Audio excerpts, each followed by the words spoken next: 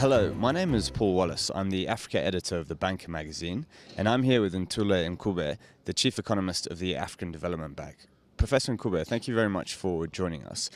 I'd first like to ask you about the AfDB's African Economic Outlook, which was recently published, and it forecasts growth for Africa of 5.7% next year, which is obviously very high. I was just wondering what was behind the AfDB's optimism, and what is driving that very high rate of growth. Oh, the three factors. What's driving it basically is modest recovery in North Africa, in Tunisia and Egypt mainly, because of positive political developments in that part of the world. Secondly, in sub-Saharan Africa, we're still seeing resilient growth of the order of 6% and above in some countries, being driven by domestic demand, natural resource, good policies, credible policies. And then in Southern Africa, two economies which are driving the growth there in terms of the headline numbers, Mozambique and Angola, also staying up there, maybe less from South Africa. So all of that put together is giving us a growth of upward of 5%. And just to turn quickly to South Africa, your country, and also now the second biggest economy on the continent, do you foresee it being able to pick up growth much beyond sort of the levels of 2% that it's at now? Oh yes, South Africa is capable of growing above that, but of course all this takes different measures, different policies being put in place. Remember, this is technologically, this is the most advanced economy, absolutely without question. And I think also people underestimate, and analysts underestimate, the impact South Africa has had on the rest of the continent. The investments that, for instance, it has made in Nigeria, in Zimbabwe, in Mozambique, in Angola, everywhere. Also being part of the driving the growth story of Africa itself. And of course, domestically South Africa has not been growing strongly by comparison. It's a middle-income country. A lot needs to be done in domestic investment, creating jobs. And I think that the government is onto a good wicket, but they must just stay the course.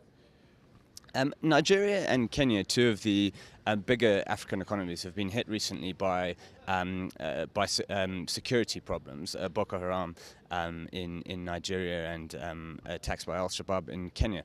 I just wondered whether you'd seen any evidence yet of that impacting their economies, and whether you expect it to sort of over the next year or so. I don't expect those security issues to impact seriously on our growth focus for Nigeria or Kenya. Really, I think about it. I mean, for a resource-rich country, we have mining companies operating in some of the toughest regions in the world with war and so on. They're still operating. Why? Because that's where the mineral is. So one doesn't expect that to be impacted. But also, I mean, let's be honest, a lot of the investments that people are going into, let's say in Nigeria, will be concentrated in the urban areas, in the resource sector, and less in the poorer areas which are affected anyway. So that's what is really going on. I don't expect this to have a huge impact, frankly. One of the interesting things you said earlier at your press briefing was that Ethiopia had an advantage in terms of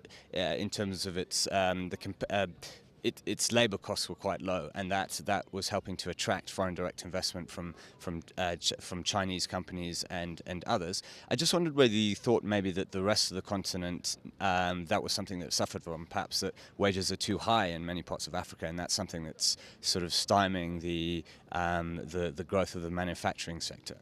That is a good point. I mean, there are countries in Africa where wages are low. Ethiopia is one of them, where countries could locate there and they're able to save quite a bit in terms of labor costs. Certainly, companies that are experiencing rising wages in China will attest to this. But also other parts of Africa, wages are quite high for the skill endowment of the workers. So it's not that they are high, just high. It's because they are too high for the level of skill that the workers are demanding. That is the issue. So in terms of policy implication, it means that we have to upgrade the skills of the workers in order to justify the wage, and then that will mean higher productivity. So there's need to invest in the skills of the workers to justify the higher wages elsewhere. Professor Ncube, thank you very much for your time. Thank you very much.